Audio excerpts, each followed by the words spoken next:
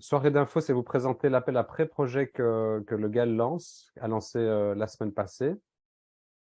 Donc, en gros, on va recadrer un petit peu le contenu de cet appel à pré-projet. On va préciser quels sont les défis qui ont été identifiés pour le territoire et dans lequel les propositions devront s'insérer. Et puis, à qui ils s'adressent, quel type de projet, quelles sont les modalités pratiques. Ça va? Ok. Oui, d'accord. Voilà. Alors, le GAL, en 2 mots, donc c'est un territoire d'action composé de 3 communes. Genappe, Les Bons-Villers, Villers-Staville. Donc 36 000 habitants, territoire majoritairement occupé par l'agriculture. Et donc le GAL, c'est un partenariat privé-public, donc de communes, d'associations, d'entreprises qui sont structurées en ASBL et qui a pour mission de mettre en place des projets concrets sur ce territoire dans le cadre d'un programme européen qui s'appelle le programme LEADER, qui est une mesure de la PAC, donc de la politique agricole commune, et donc avec à la clé des subventions de l'Europe, de la région et des communes. Donc l'objectif de l'appel à pré-projet, c'est faire émerger des propositions innovantes sur le territoire pour les 5 prochaines années, propositions qui seront intégrées dans une candidature permettant de poursuivre la dynamique du GAL, puisque là, fin d'année, on clôture un programme de 6 ans. Et donc, l'idée, c'est de réintroduire une demande pour pouvoir repartir pour 5 années sur le territoire. Mhm. Et donc, par le passé, on a travaillé, enfin, jusqu'à présent, on a travaillé beaucoup sur les questions agricoles, en particulier le volet circuit court, nouvelle filière diversification, le volet culture et jeunesse, porté par le Centre culturel de Genappe, sur le volet touristique, qui était porté essentiellement par le relais du visiteur à Genappe et par des partenariats avec l'abbaye de Villers également. Sur le volet formation, donc l'idée, c'est de développer les compétences des acteurs du territoire. Sur le volet mobilité et sur le volet espace partagé, c'est un projet qui était porté par le Monti, qui s'est clôturé l'année passée. Voilà, alors je ne vais pas rentrer dans le détail, mais donc c'est toujours important de savoir que ça s'inscrit, je vous disais tout à l'heure, dans la PAC. Et donc cette PAC a des mesures qui visent justement à promouvoir l'emploi, la croissance, la participation des femmes, le développement local, entre autres par la promotion, le partage de connaissances, l'innovation. Voilà, donc l'idée, c'est aussi de renforcer l'attractivité des zones rurales, d'encourager le tourisme rural. Voilà, et cette approche leader qui va être partagée par les 2000 ou les 3000 GAL qu'on va retrouver en Europe se base sur un certain nombre de principes. Donc, c'est le principe, entre autres, de l'approche territoriale. Donc, c'est un territoire qui se structure et qui développe des projets qui font sens pour ce territoire, qui sont basés sur des volontés locales. Donc, c'est ça l'approche ascendante. Hein, donc, c'est avec les citoyens du territoire qu'on définit ce qu'on veut faire. C'est une approche qui mise vraiment le partenariat. Donc, c'est faire travailler les gens ensemble, qui essaie d'apporter, dans la mesure du possible, un caractère innovant. Donc, une innovation, que ce soit dans la méthode, dans l'approche, innovation pour le territoire ou innovation de manière générale. Ce qui est particulier aussi dans l'approche leader, c'est on touche plusieurs secteurs. Donc, ce n'est pas un programme social, ce n'est pas un programme environnemental, ce n'est pas un programme économique, c'est un peu de tout. Et donc, c'est l'idée vraiment d'avoir une approche intégrée du développement du territoire. Alors, encore un autre principe très important, c'est le travail de mise en réseau. Donc, c'est vraiment faire travailler les gens ensemble, de favoriser les échanges, les pratiques, les compétences. Et alors, une approche spécifique concerne la coopération.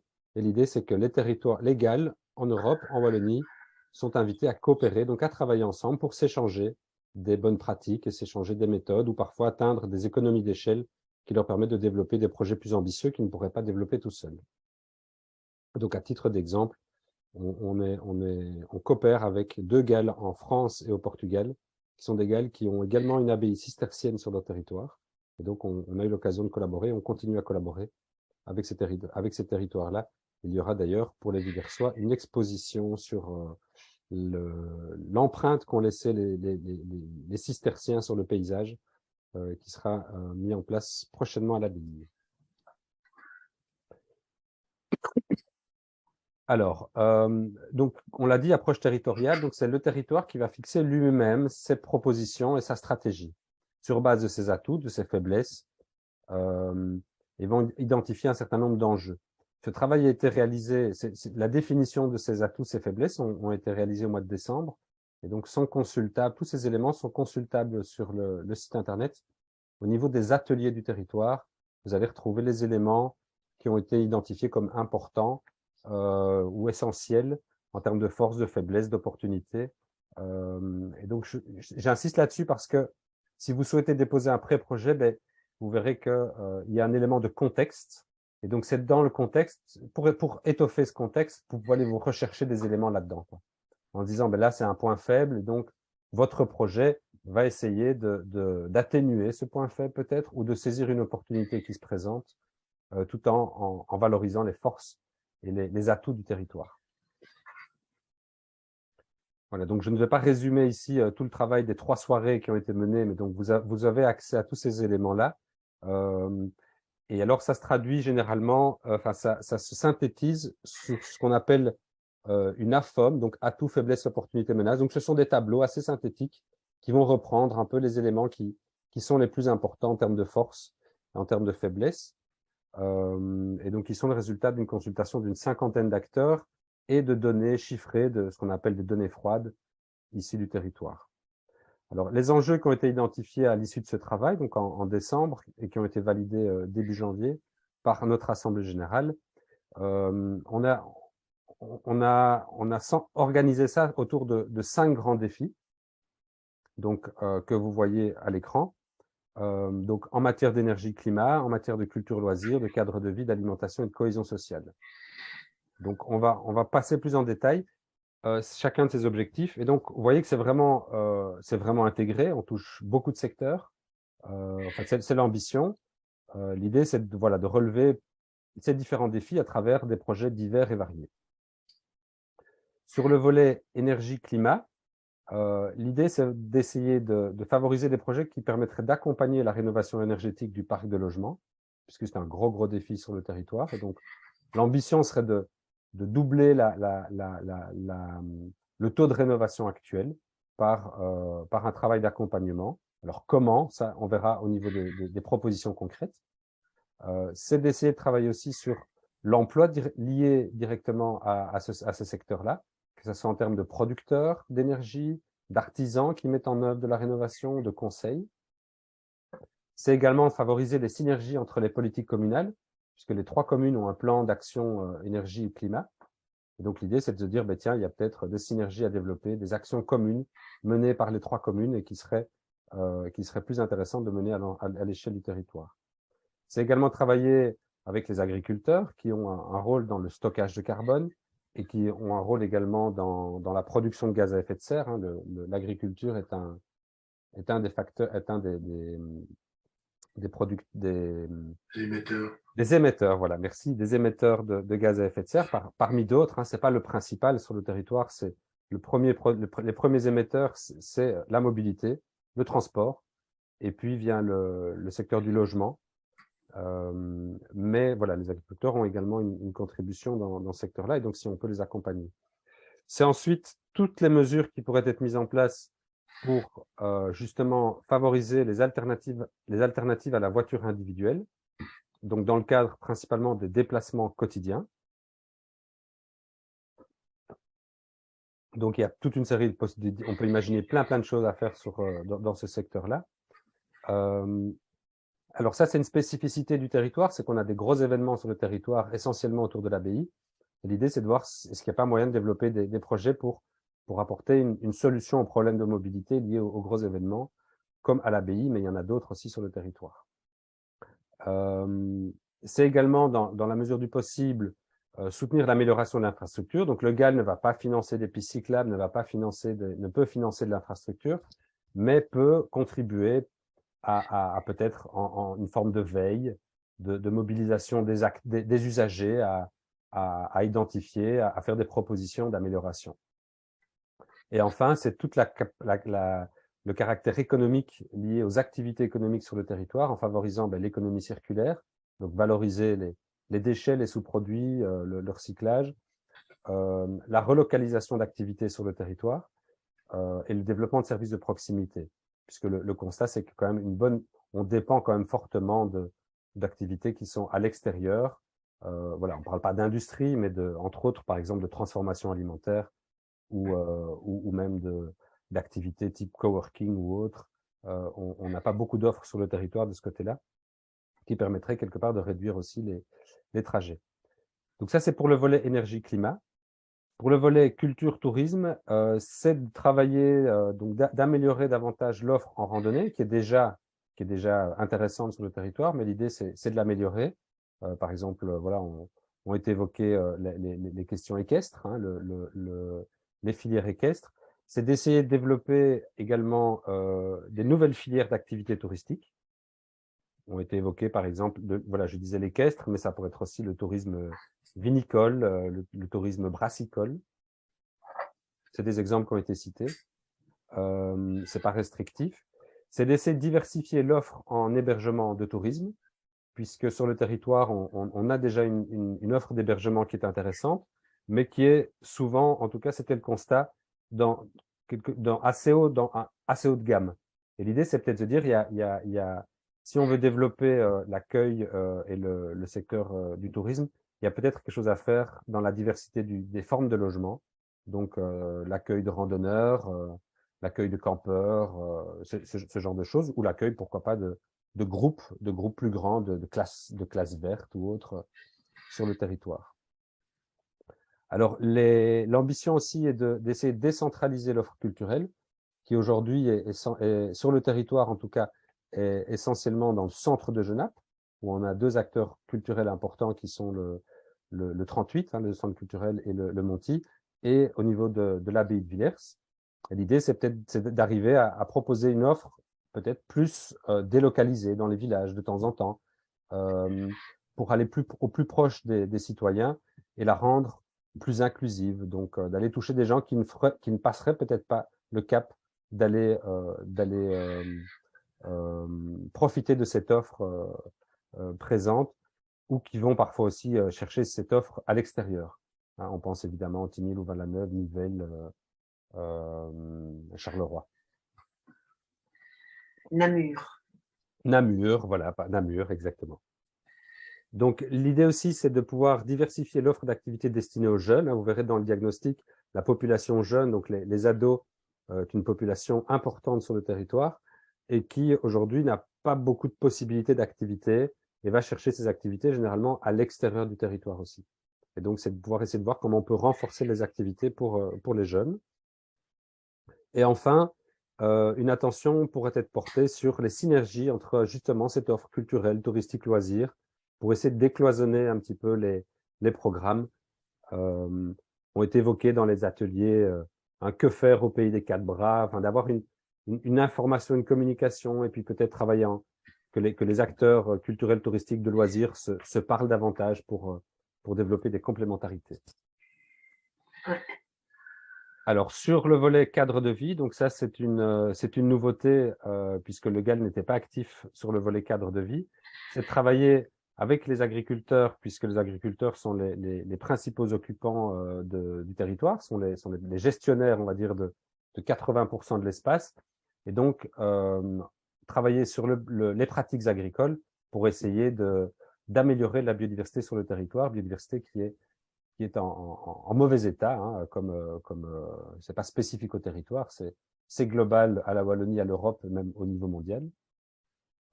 À travers, entre autres, alors à côté des pratiques agricoles, ou en parallèle, il y a la question même de la perception de cette biodiversité, donc apprendre à mieux comprendre son enjeu, son intérêt, le fait voilà, que ça ne soit quelque part plus qu'une activité accessoire, un enjeu accessoire, mais que ce soit, voilà, c'est sur la question aussi du lien avec le vivant.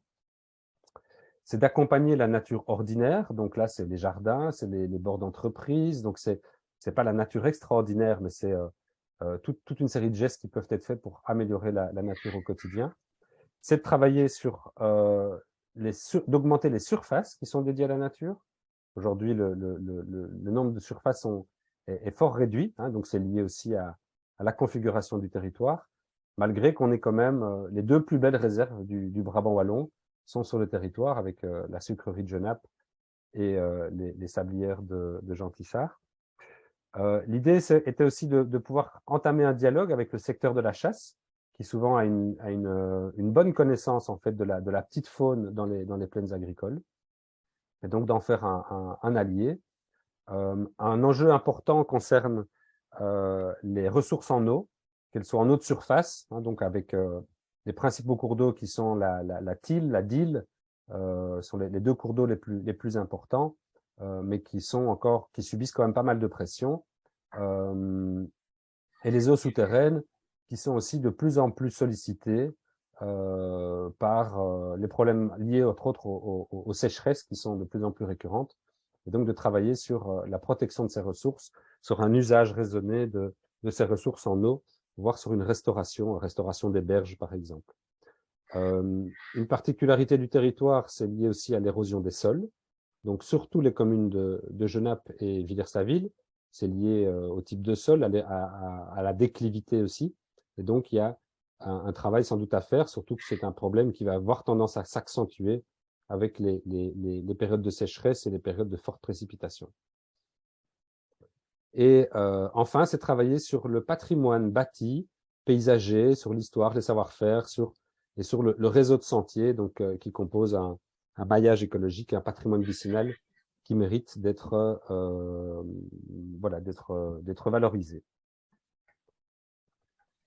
Alors, les deux derniers enjeux, donc c'est sur la vocation nourricière du territoire. Donc, on l'a dit, les agriculteurs représentent un secteur important. Et donc, c'est renforcer cette fonction nourricière.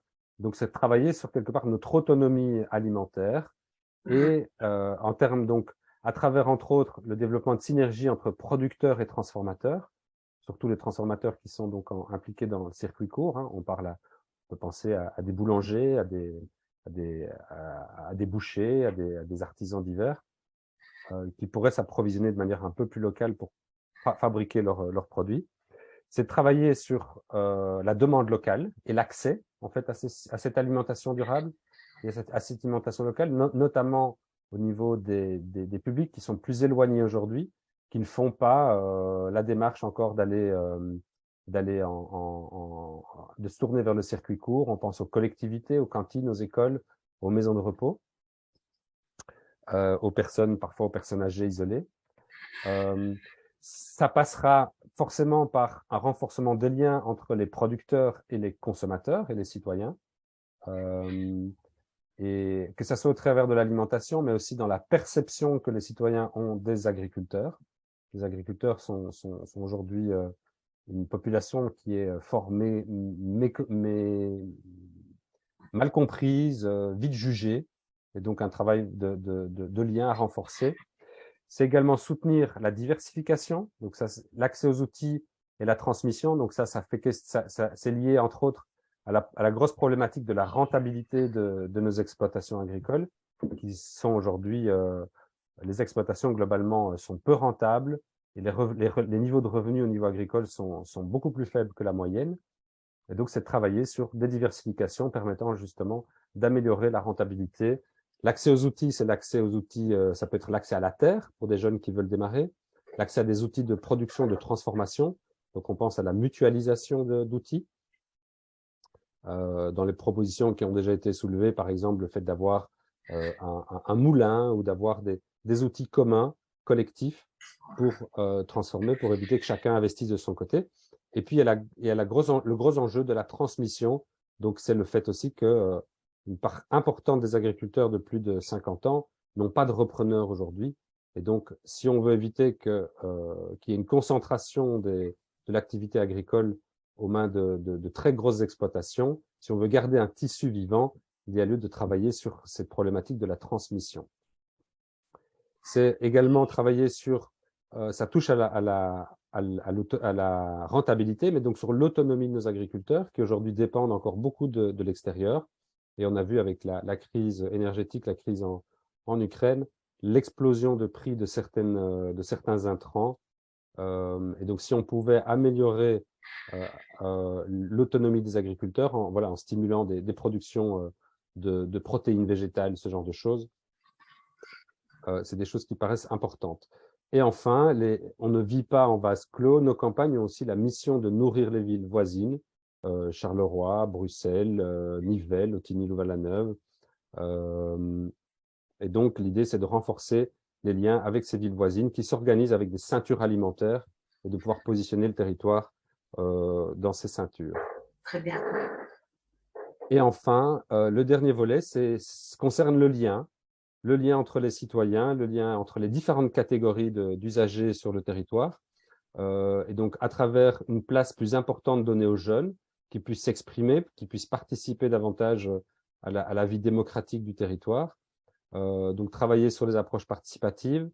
C'est également renforcer le tissu associatif qui est bien présent sur le territoire, mais qui a un risque d'essoufflement, puisque ce tissu est souvent géré par des personnes quand même assez âgées. Et donc, il y a la problématique du renouvellement des générations dans le tissu associatif. C'est également l'idée d'essayer de renforcer des lieux de rencontre, donc des lieux de débat entre ces différentes catégories d'acteurs. On pense aux nouveaux habitants qui s'installent sur le territoire, ils sont nombreux, aux personnes plus âgées, aux agriculteurs. Donc, c'est vraiment d'essayer de favoriser, faciliter le débat. D'avoir une attention particulière aux personnes qui sont isolées, qui sont âgées, qui sont peut-être porteuses d'un handicap, pour leur donner accès à toute une série d'activités. Donc, dans les chiffres, on voit aussi que la population c'est pas spécifique au territoire, mais donc est vieillissante. Donc, la part des personnes âgées augmente de manière générale, après avec des chiffres parfois un peu différents d'une commune à l'autre. Et donc, c'est vraiment d'avoir une attention particulière sur ce public. Et enfin, c'est pas un secret, la question du logement devient vraiment compliquée sur nos communes qui sont face à une demande importante et donc avec une explosion du prix du logement. Et là, l'idée, c'est de pouvoir essayer d'encourager des formes de logement alternatifs plus diversifiées sur le territoire. Ont été évoquées, entre autres, la cohabitation, des habitats intergénérationnels, ce genre de choses, avec une attention particulière pour les jeunes et pour les revenus modestes, dont dans les revenus modestes, c'est aussi les familles monoparentales qui aujourd'hui ont difficilement accès au logement, vu le prix et vu la configuration qui est dominée quand même par encore les villas 4 façades qui sont aujourd'hui devenues très très chères. Voilà, je vous ai dressé rapidement les enjeux dans lesquels les propositions que vous auriez envie de faire doivent s'inscrire. Donc, c'est important de les avoir à l'esprit. L'appel après projet, il s'adresse à qui? Il s'adresse à tout le monde, en fait. Habitants, agriculteurs, entreprises, artisans, associations, acteurs culturels, touristiques et aux communes également. Et donc, toutes ces personnes peuvent soit se dire, ben, moi, j'ai la bonne idée de choses à faire et donc je dépose une proposition concrète, même si peut-être je ne vais pas pouvoir m'y impliquer, mais parce que je n'ai pas le temps, mais je pense que c'est vraiment une bonne idée. Mais ça peut être aussi parce que vous avez un projet dans la région et vous avez envie d'être soutenu quelque part dans votre démarche, de travailler en réseau et de vous impliquer d'une manière ou d'une autre dans le projet pour le développer et d'avoir un soutien, par exemple, de l'équipe du GAL pour développer votre projet. Et ça peut être aussi, c'est un cas de figure un peu plus rare, mais c'est vous êtes porteur directement d'un projet et vous demandez un financement direct. Mais il faut savoir que les financements directs sont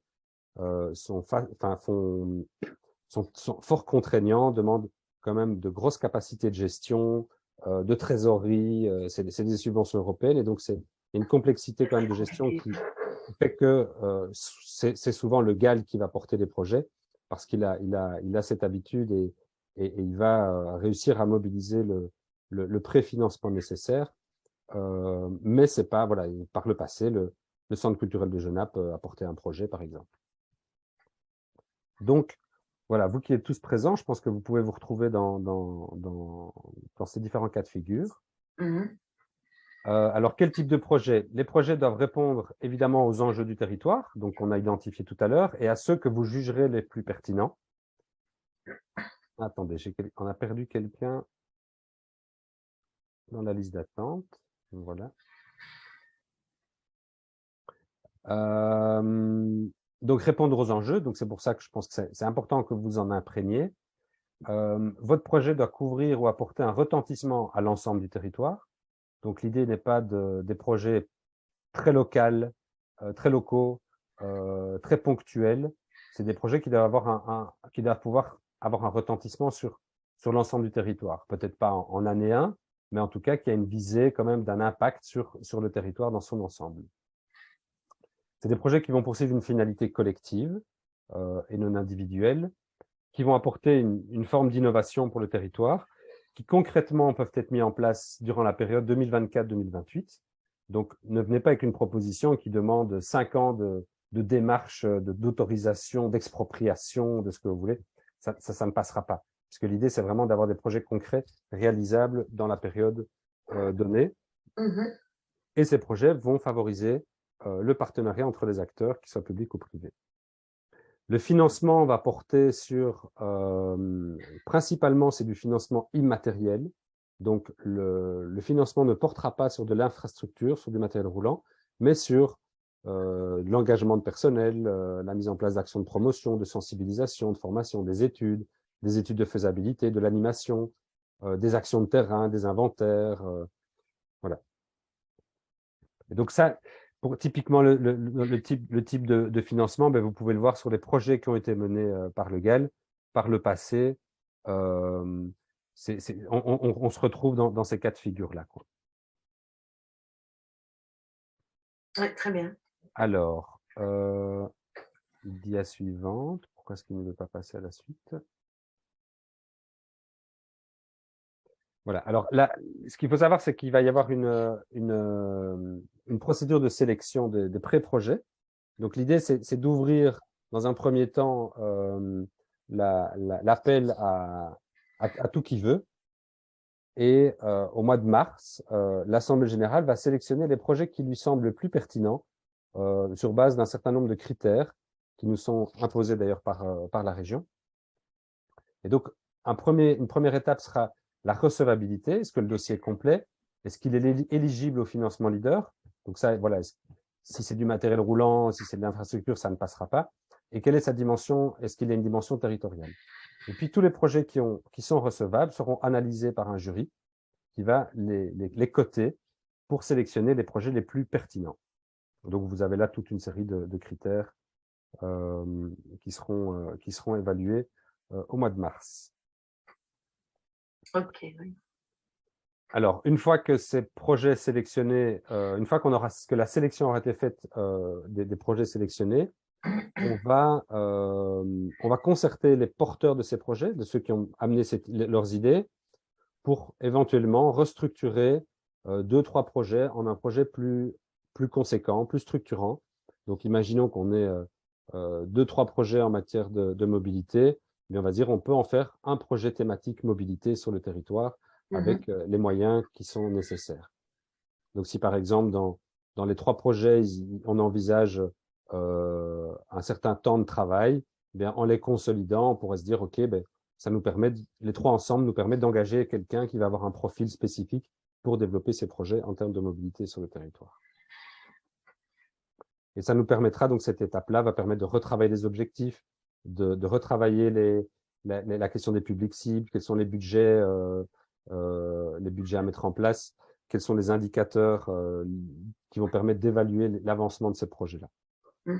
Une fois que tout ce travail est fait, il y a une validation finale qui se fait par le partenariat public-privé, donc par notre Assemblée générale, et par les 3 conseillers communaux qui font partie donc de l'AG, mais qui cofinancent aussi, qui s'engagent en tout cas à cofinancer les projets.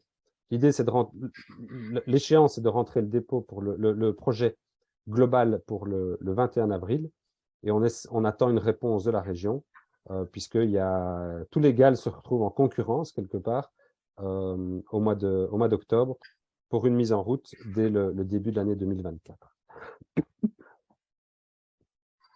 Voilà. Alors, les modalités pratiques, l'appel se clôture le 25 février. On répond à l'appel via un formulaire type qui est disponible donc à télécharger sur le site web. Et on vous demande d'envoyer une version PDF qui est signée par la personne ou la structure qui porte le projet, et une version Word qui nous permettra dans le deuxième travail, donc au moment si on doit fusionner des projets, de pouvoir aller rechercher les éléments nécessaires. Et donc, ces formulaires sont à envoyer sur une adresse mail spécifique. Donc, pour le 25 février, minuit. Et le formulaire comprend la présentation de la structure ou de la personne qui propose le projet, le pré-projet, son titre, des éléments de contexte. Donc là, on fait référence aux éléments de diagnostic, à la réalité du terrain. Quelque part, qu'est-ce qui vous a poussé, qu'est-ce qui motive cette proposition-là, ce qui justifie quelque part la proposition. Ensuite, concrètement, quel objectif est-ce que vous poursuivez? Quelles actions vous imaginez mettre en place? Est-ce que votre projet se décompose en plusieurs étapes? Est-ce qu'il y a un certain phasage? Donc, vous décrivez tout ça dans le document. Quels sont les résultats attendus? Donc, concrètement, à quoi ça va aboutir? Voilà, combien de personnes vous allez toucher? Combien de changements on pourra observer à l'issue du projet? Donc, vraiment les résultats concrets qui sont attendus. Quels sont les défis qui sont visés et les objectifs opérationnels? Donc ça fait référence aux éléments qu'on a vus tout à l'heure. Donc, dans quel défi vous inscrivez? Le 1, le 2, le 3, le 4, le 5? En priorité, lequel? Et dans quel objectif opérationnel votre projet s'inscrit? Donc voilà, là, c'est l'idée de pouvoir bien cerner les objectifs. Ça permettra au jury aussi de se dire, est-ce que l'ensemble des défis sont rencontrés? Est-ce qu'il y a des objectifs qui sont mieux rencontrés que d'autres? Est-ce que vous envisagez dans votre projet un partenariat? Et donc là, on vous demande, si oui, de le décrire. Voilà, vous proposez de travailler avec telle et telle structure. Vous avez déjà eu des contacts avec eux. Et puis, la question qui est parfois compliquée à évaluer, mais c'est qu'est-ce que ça va coûter tout ça? Donc, essayez de chiffrer le coût de votre proposition, que ça soit en termes d'actions de promotion, d'études ou autres, ou d'engagement, de frais de personnel. Et donc, sur le site, on précise aussi, on donne un ordre de grandeur du coût horaire que coûte en fait un chargé de projet pour une journée de travail. Et donc, si vous dites, voilà, ce projet-là, moi, je pense qu'il faudrait tabler sur une cinquantaine de journées de travail pour le faire aboutir, eh bien, vous pouvez aboutir facilement à une estimation du coût. Voilà, j'ai brossé l'ensemble du concept, donc je suis à votre disposition pour répondre à vos questions. Merci beaucoup. Je ne sais pas si vous m'entendez. Je vous entends. Est-ce qu'il y a moyen, enfin, tous les documents que vous venez montrer sont disponibles sur Pays de Quatre Bras, je suppose? Oui.